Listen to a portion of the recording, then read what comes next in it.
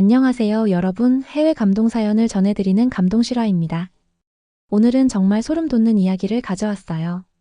미군에서 30년간 복무한 군사 전문가가 한국 방산 현장을 직접 취재하고 나서 CNN에서 한국이 미국을 넘어섰다고 공개 고백한 충격적인 실화입니다. 처음엔 한국 무기를 비웃던 이 사람이 어떻게 완전히 태도를 바꾸게 됐을까요? 그리고 왜 전 세계 12개국이 줄 서서 한국 무기를 사려고 할까요? 지금부터 여러분도 깜짝 놀랄 K방산의 진짜 실력을 함께 확인해 보시죠. 영상 끝까지 보시면 한국인으로서 정말 자랑스러워질 거예요. 그럼 시작해 보겠습니다. 저는 마이클 스미스입니다. 미군에서 30년을 복무하고 은퇴한 후 군사 저널리스트로 활동하고 있죠. 그날도 평상시처럼 CNN 뉴스를 보고 있었는데 갑자기 이상한 제목이 눈에 들어왔습니다. 한국 방산 급성장 세계 10위권 진입이라는 기사였어요. 제 첫 반응은 비웃음이었습니다. 한국이 무기를 만든다고? 바로 옆에 있던 동료에게 말했죠. 아시아 애들이 또 미국 무기 따라한 거 아니야? 동료들도 웃으며 맞장구 쳤습니다. 값싸게 베낀 거겠지 뭐. 저뿐만 아니라 워싱턴 DC의 군사 커뮤니티 전체가 비슷한 반응이었습니다. 펜타곤 근처 카페에서도 한국제? 그게 제대로 된 무기야? 라는 농담이 오갔죠. 30년 군 경험으로 봤을 때 아시아 국가들이 만드는 무기라면 기껏해야 값싼 복제품 정도일 거라고 생각했습니다. 하지만 며칠 후 더 충격적인 뉴스가 터졌습니다. 폴란드가 미국산 무기 대신 한국산 무기를 대량으로 구매하기로 했다는 것이었어요. K2 전차, K9 자주포, FA-50 전투기까지. 총 20조 원 규모라고 하더군요. 이게 말이 되나? 저는 의자에서 벌떡 일어났습니다. 폴란드는 나토 회원국이에요. 당연히 미국이나 독일 무기를 살 줄 알았는데 한국 무기를 선택했다니. 뭔가 잘못된 정보가 아닐까 싶어 여러 매체를 확인해봤지만 모두 사실이었습니다. 그 순간 제 머릿속에 큰 의문이 떠올랐어요. 왜 세계가 한국 무기에 열광하는 거지? 이 의문을 풀기 위해 저는 서울행 비행기표를 끊었습니다. 직접 가서 확인해보기로 한 거죠. 인천공항에 도착한 저는 여전히 반신반의하는 마음이었습니다. 하지만 공항에서부터 뭔가 달랐어요. 방산 관련 광고들이 곳곳에 보였고 K-디펜스라는 슬로건이 눈에 띄었거든요. 호텔에서 첫날 밤 저는 폴란드 바르토스 장성의 인터뷰 영상을 찾아봤습니다. 그가 한 말은 정말 충격적이었어요. 우리는 미국 M109 자주포와 독일 PZH-2000을 모두 검토했습니다. 하지만 K9이 더 우수했어요. 성능도 좋고 가격도 합리적이고 무엇보다 신뢰할 수 있었습니다. 독일 PZH-2000을 제쳤다고요? 저는 깜짝 놀랐습니다. 독일제 무기는 세계 최고 수준이라고 알고 있었거든요. 그런데 한국제가 그것보다 낫다니. 더 놀라운 건 나토 회의 자료였어요. 한 군사 전문가가 공개적으로 한국제가 독일제보다 우수하다고 평가했다는 내용을 발견했습니다. 30년 군 경험으로도 이해할 수 없는 상황이었죠.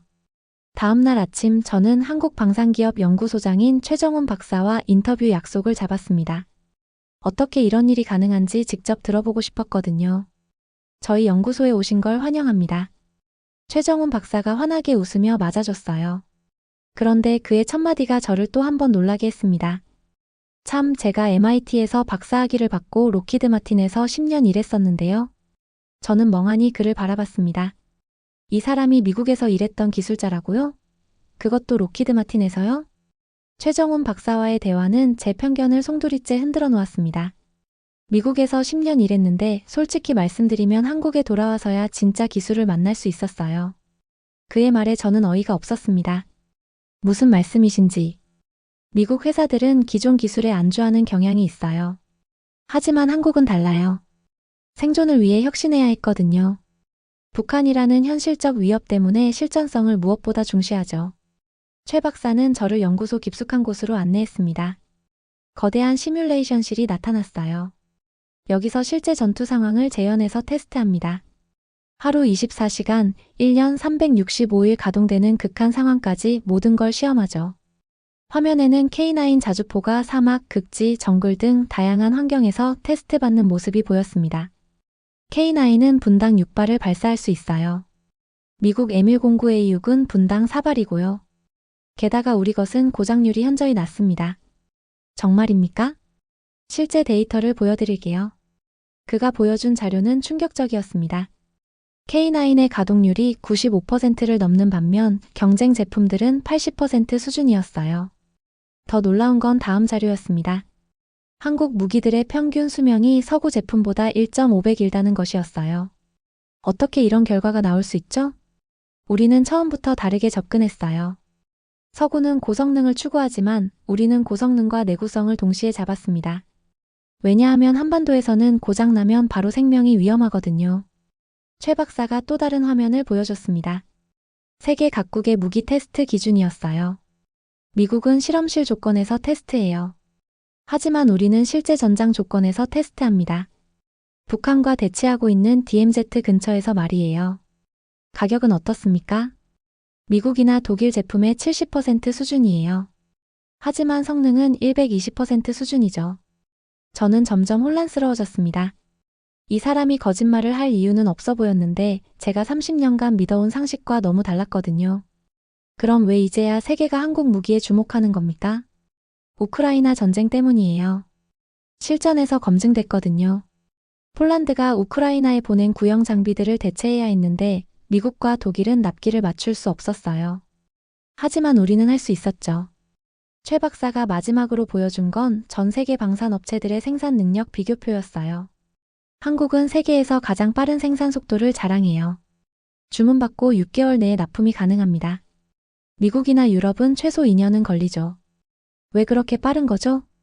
삼성, LG, 현대 같은 대기업들이 방산에 뛰어들면서 민간 기술과 대량 생산 노하우가 합쳐졌거든요.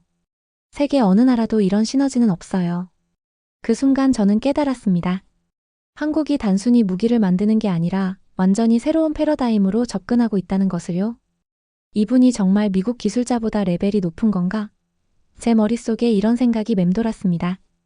다음 주 저는 사우디아라비아 테스트장으로 향했습니다. 한국 무기의 실제 성능을 직접 확인해 보고 싶었거든요.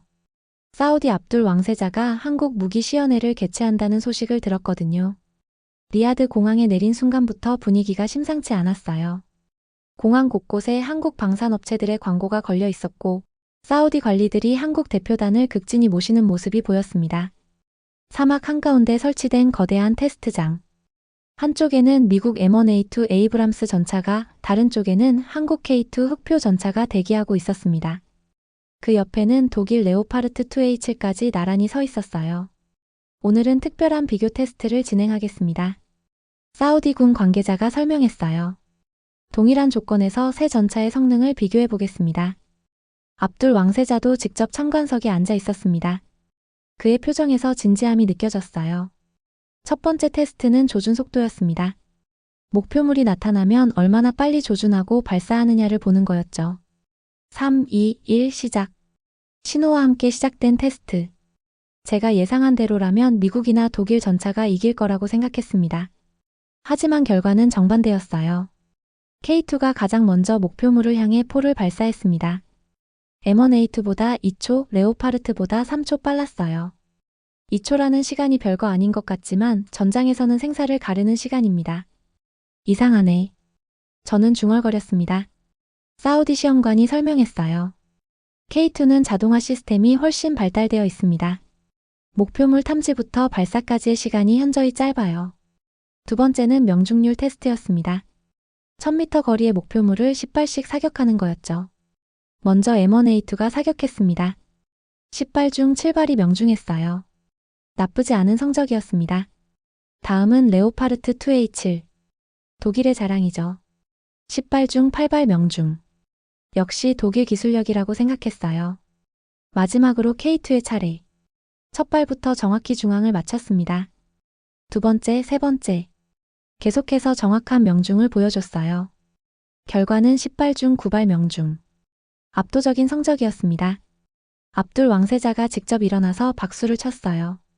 놀랍습니다. 이 정도 정확도는 처음 봅니다. 하지만 진짜 충격은 세 번째 테스트에서 터졌습니다. 내구성 테스트였어요. 48시간 연속 가동 테스트입니다. 사우디 시험관이 설명했어요. 사막의 모래바람과 섭씨 50도 열기 속에서 얼마나 오래 작동하는지 보겠습니다. 첫날은 세 전차 모두 정상 작동했습니다. 하지만 둘째 날 오후부터 차이가 나기 시작했어요. 먼저 레오파르트 2H의 문제가 생겼습니다. 사막의 미세한 모래가 필터를 막으면서 엔진 출력이 떨어진 거예요. 역시 유럽 전차는 사막 환경에 약하군요. 독일 쪽 기술자가 아쉬워했습니다. 그 다음은 M1A2였어요. 냉각 시스템에 문제가 발생했습니다. 예상된 일이네요. 미국 쪽 기술자가 말했어요. 이 정도 극한 환경에서는 어쩔 수 없어요. 하지만 K2는 멀쩡했습니다. 48시간이 지나도 아무 문제 없이 작동했어요. 오히려 더 안정적으로 움직이는 것 같았습니다. 어떻게 가능한 거죠? 제가 한국 기술자에게 물었어요. 사막용으로 특별히 개발한 필터링 시스템과 냉각 기술이 적용됐습니다. 중동 수출을 염두에 두고 미리 준비한 거죠. 압둘 왕세자가 직접 말했습니다. 미국 전차는 이틀에 한 번 정비가 필요하지만 K2는 한 달간 무정비로 작동한다고 들었습니다. 정말입니까? 한국 기술자가 자신 있게 답했어요. 네, 그렇습니다. 실제로 그보다 더 오래 갈 수도 있어요. 그 순간 저는 식은땀이 났습니다. 내가 30년간 믿어온 게 다 틀렸나? 이보다 2초, 레오파르트보다 3초 빨랐어요. 2초라는 시간이 별거 아닌 것 같지만 전장에서는 생사를 가르는 시간입니다. 이상하네. 저는 중얼거렸습니다. 사우디 시험관이 설명했어요. K2는 자동화 시스템이 훨씬 발달되어 있습니다. 목표물 탐지부터 발사까지의 시간이 현저히 짧아요. 두 번째는 명중률 테스트였습니다. 1000m 거리의 목표물을 10발씩 사격하는 거였죠. 먼저 에미레이가 사격했습니다. 10발 중 7발이 명중했어요. 나쁘지 않은 성적이었습니다. 다음은 레오파르트 2A7. 독일의 자랑이죠. 10발 중 8발 명중. 역시 독일 기술력이라고 생각했어요. 마지막으로 K2의 차례. 첫 발부터 정확히 중앙을 맞췄습니다. 두 번째, 세 번째. 계속해서 정확한 명중을 보여줬어요. 결과는 10발 중 9발 명중. 압도적인 성적이었습니다. 압둘 왕세자가 직접 일어나서 박수를 쳤어요. 놀랍습니다. 이 정도 정확도는 처음 봅니다. 하지만 진짜 충격은 세 번째 테스트에서 터졌습니다. 내구성 테스트였어요. 48시간 연속 가동 테스트입니다. 사우디 시험관이 설명했어요. 사막의 모래바람과 섭씨 50도 열기 속에서 얼마나 오래 작동하는지 보겠습니다. 첫날은 세 전차 모두 정상 작동했습니다. 하지만 둘째 날 오후부터 차이가 나기 시작했어요. 먼저 레오파르트 2H의 문제가 생겼습니다. 사막의 미세한 모래가 필터를 막으면서 엔진 출력이 떨어진 거예요. 역시 유럽 전차는 사막 환경에 약하군요. 독일 쪽 기술자가 아쉬워했습니다. 그 다음은 에미레이였어요. 냉각 시스템에 문제가 발생했습니다. 예상된 일이네요. 미국 쪽 기술자가 말했어요. 이 정도 극한 환경에서는 어쩔 수 없어요.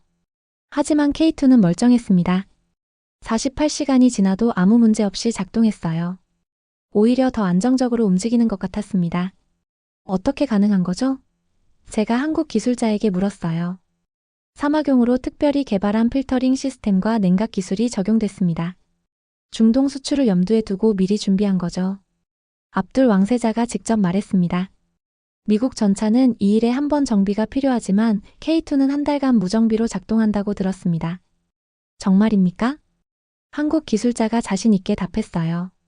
네, 그렇습니다. 실제로 그보다 더 오래 갈 수도 있어요. 그 순간 저는 식은땀이 났습니다. 내가 30년간 믿어온 게 다 틀렸나? 사흘째 되는 날 더욱 극한 조건의 테스트가 시작됐습니다. 모래폭풍이 몰아치는 가운데 실전 상황을 재현하는 것이었어요. 이번엔 천공투 미사일 시스템도 함께 테스트하겠습니다. 시험관이 발표했어요. 미국 패트리어트와 비교해보죠. 사우디가 이 테스트에 얼마나 공을 들이고 있는지 알 수 있었어요. 중동 최고의 군사 전문가들과 각국 무기상들이 모두 모여 있었거든요. 모래폭풍이 시야를 가리는 상황에서 목표물을 찾아 사격하는 테스트였습니다. 가장 현실적인 전투 상황이었어요. 먼저 패트리어트 시스템이 테스트를 받았습니다. 모래바람 때문에 레이더 성능이 떨어지는 게 눈에 보였어요. 쉽게 목표물 중 6개를 요격했습니다. 나쁘지 않은 성적이네요. 미국 대표가 만족해했습니다. 이제 천공투의 차례였어요. 한국 기술자들이 자신만만하게 시스템을 준비했습니다. 시작. 신호와 함께 가상의 미사일들이 날아왔습니다. 천공투의 레이더가 즉시 목표물들을 포착했어요. 그리고 연달아 요격 미사일들이 발사됐습니다. 결과는 충격적이었습니다. 쉽게 목표물 중 9개를 완벽하게 요격한 거예요. 어떻게 이런 일이? 저는 믿을 수 없었습니다. 더 놀라운 건 최정훈 박사의 다음 발언이었어요.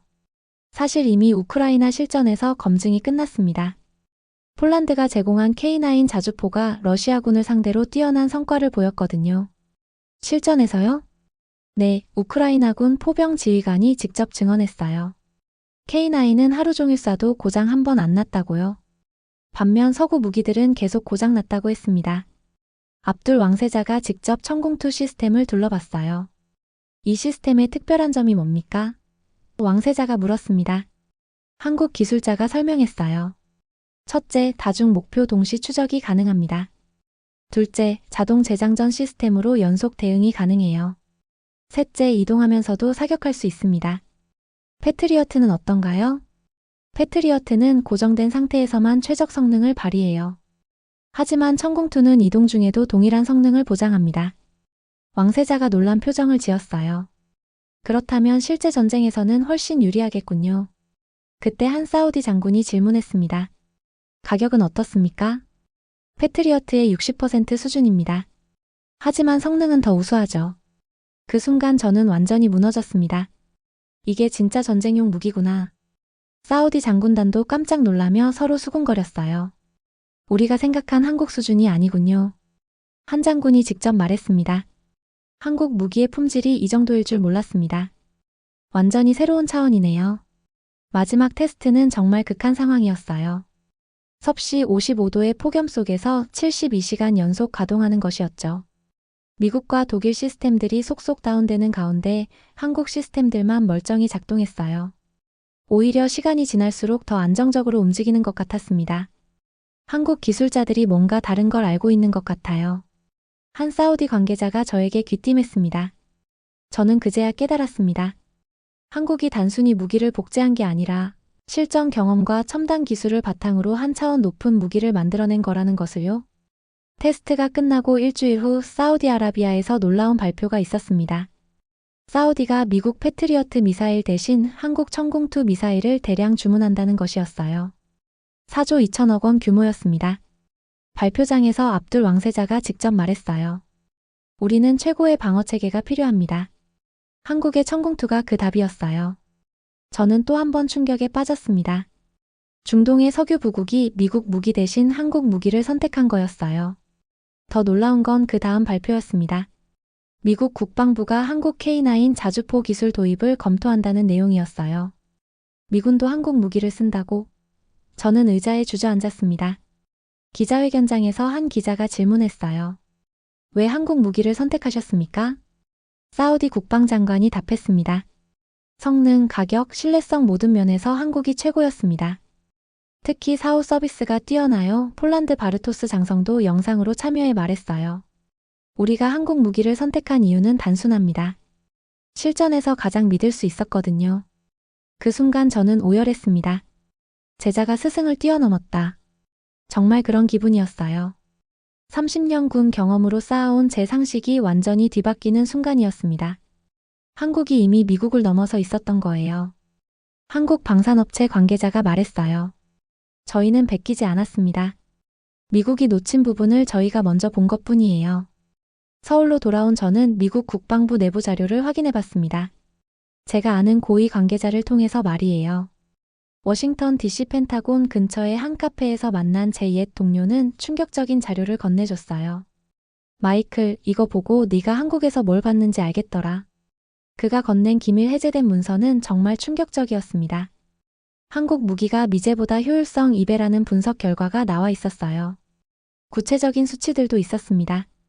K9 자주포 미국 M109A6 대비 발사 속도 150%, 고장률 50%.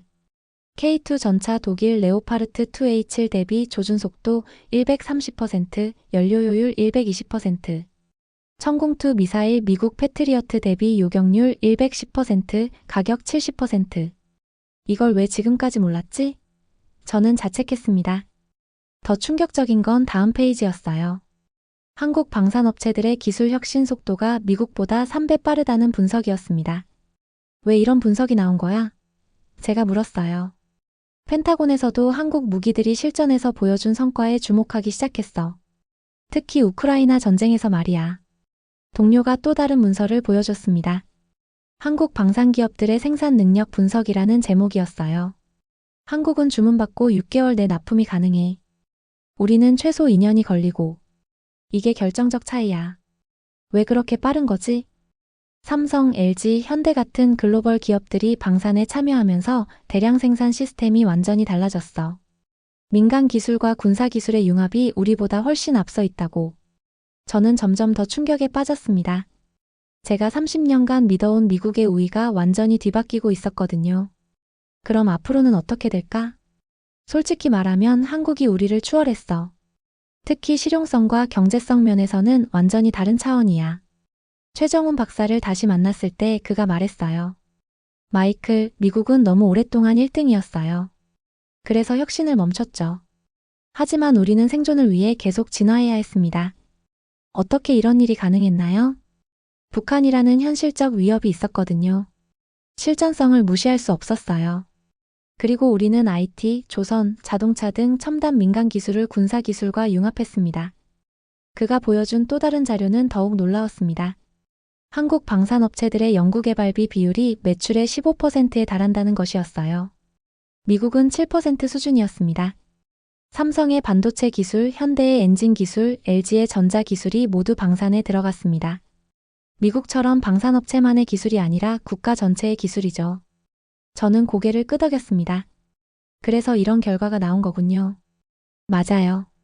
그리고 무엇보다 실전 경험이 큰 역할을 했어요. 북한과의 긴장 상태가 지속되면서 실제 작동하는 무기를 만들 수밖에 없었거든요. 최 박사가 마지막으로 보여준 자료는 전 세계 방산 수주 현황이었어요. 한국이 2024년 한 해 동안 따낸 계약이 200억 달러가 넘었습니다. 폴란드 20조 원, 사우디 4조 원, UAE 4조 원, 이라크 3조 원. 이제 시작일 뿐이에요. 제가 마지막으로 물었어요. 그럼 앞으로는 어떻게 될까요? 미국이 자만하는 사이 한국은 진화했습니다. 이제 역전된 상황을 받아들일 때예요. 한국이 세계 방산 시장의 새로운 표준을 만들고 있어요. 그 말을 듣고 저는 깊은 충격에 빠졌습니다. 정말로 패러다임이 바뀐 거였어요. 제가 마지막으로 물었어요. 그럼 앞으로는 어떻게 될까요? 미국이 자만하는 사이 한국은 진화했습니다. 이제 역전된 상황을 받아들일 때예요. 한국이 세계 방산 시장의 새로운 표준을 만들고 있어요. 그 말을 듣고 저는 깊은 충격에 빠졌습니다. 정말로 패러다임이 바뀐 거였어요. 미국으로 돌아간 저는 CNN 생방송 출연을 요청받았습니다. 한국 방산에 대한 취재 후기를 들려달라는 것이었어요. 스튜디오에 앉아 있는데 떨렸습니다. 제가 지금까지 믿어온 모든 것을 부정해야 하는 순간이었거든요. 마이클, 한국 방산 현장을 직접 보고 오셨는데 어떠셨나요? 저는 깊은 숨을 쉬고 말했습니다. 한국을 무시했던 제가 부끄럽습니다. 이들은 이미 우리를 넘어섰어요. 앵커가 놀란 표정으로 물었어요. 정말 그렇게 생각하세요? 네, 확신합니다. 제가 30년 군 경험으로 봐도 한국 무기의 품질은 세계 최고 수준이에요. 성능도 뛰어나고 가격도 합리적이고 무엇보다 실전에서 검증됐습니다. 구체적으로 어떤 점이 뛰어났나요? 모든 면에서요. K9 자주포는 미군이 쓰는 것보다 빠르고 정확해요. K2 전차는 독일 최신형보다 성능이 좋고요. 천궁2 미사일은 패트리어트를 능가합니다. 시청자들의 반응이 궁금했지만 저는 계속했어요. 가장 놀라운 건 한국이 단순히 따라한 게 아니라는 점이에요.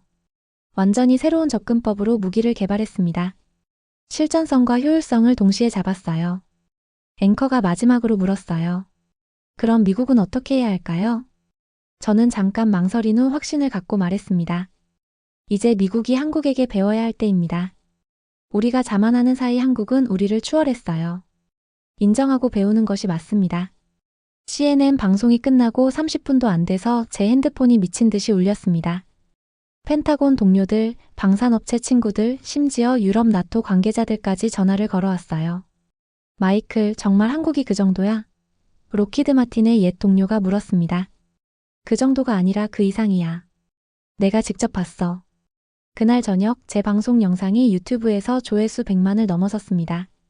댓글들을 보니 전 세계가 놀라고 있었어요. 독일 언론에서 먼저 반응이 왔습니다. 미군 전문가가 인정한 한국 방산의 실력이라는 제목으로 보도됐더군요.